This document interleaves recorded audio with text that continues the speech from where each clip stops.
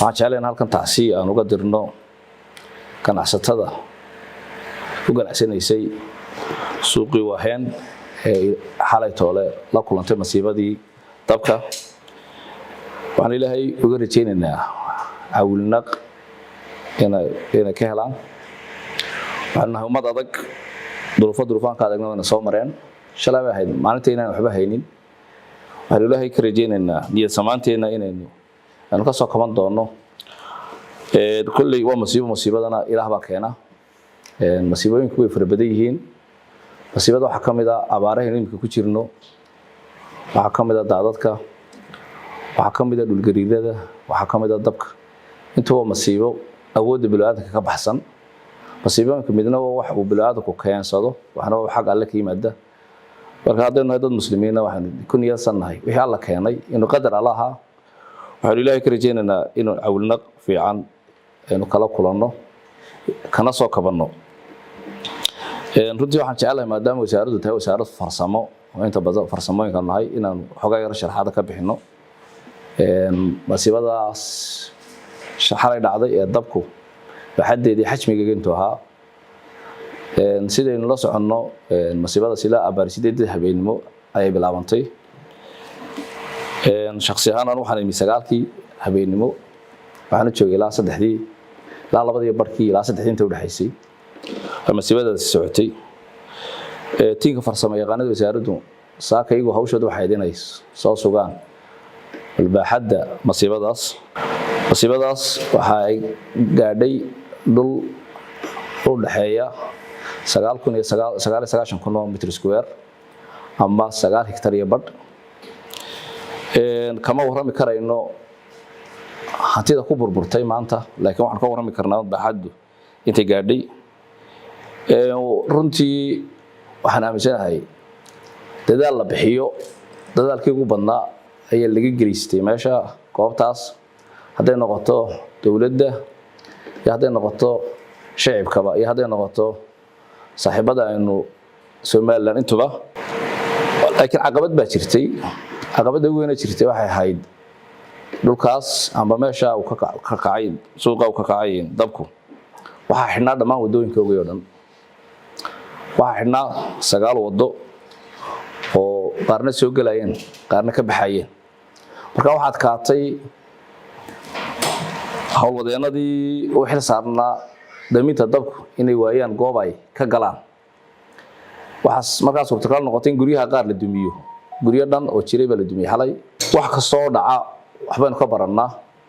bini'aadamku masiibada waxbay ka bartaan, waxaana sameeyeen sidii iyaga hadhow toole uga hortagi lahaayeen.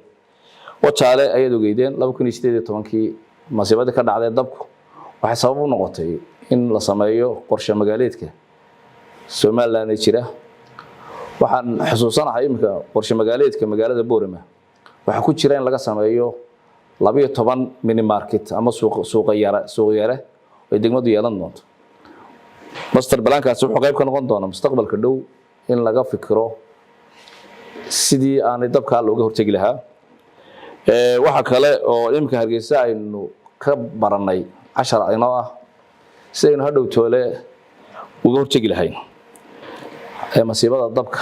uga tacsiyadeynaya shacabweynaha Soomaaliland maanta iyadoo aad ogtiin masiibada noocaas inay jirto xukuumad iyo shacab iyo ganacsato aan loo kala harin.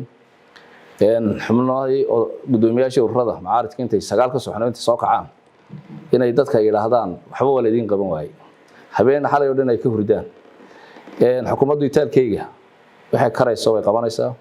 1 milyan oo madaxweyne ku deeqayna maaha 1 milyan waxa way wajiga koobaad abaaraha markii ugu horeysay milyan baa lagu deeqay. xukuumaddu kordhinaysay maalinta ka dambeysay kordhinaysay 3 milyan bay gaadhay.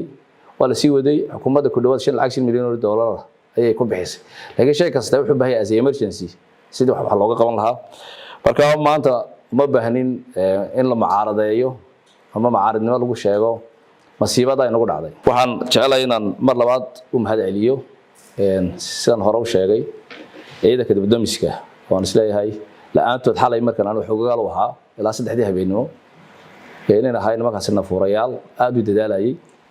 waxa kale oo aan dadaalkaygu yaraan dawladda hoose magaalada Hargeysa oo ahayd hay'adii labaad ee ugu qiimaha badnayd ee meesha wax ka qabatay waxaan ku sadexayn karaa ururka booyadayaasha Somaliland oo booyadahooduna tabaruc xalay toolay haayeen waxa ku xigsiin karaa waxaan isleeyahay hay'adda dawladda madaarada oo lafteedu aad iyo aad u dadaashay xalay intan xogaal u hay waxa laga doonayna ka sheego waxaan anigu ishayda ku arkay ma doonayo waxaan suuqa kala kulmay laakiin waxaan xogaal u haa waxa kala jecelahay inaan gaar ugu mahad celiyo company-ga Chinese-ka ah ee Hargeysa Bypass dhisaya COCC company-ga la yiraahdo oo booyadaha oo walaban bomle qaybta xigta koonfur bari oo isleeyahay waa halka lagu xakameeyay sababtoo ah saddex wado xidhan ba dhinacaas xigay halka ka howlgaleysay waan jecelahay inaan mahad celiyo waxa kale oo kala dibiyay Hargeysa hay'adda horumarinta wadooyinka DBWL iyo dhammaan dadweynihii iyo ganacsatadii ka qayb galay waxa jira muwaadiniin tii guriyayga hal dumiyo runtii waxaan jecelahay inaan mahad celiyo waxa kale oo jecelahay inaan mahad celiyo saaxiibada dibadda ee Somaliland ee soo taxsiyadeeyay oo aan leeyahay aad iyo aad baad mahadsantiin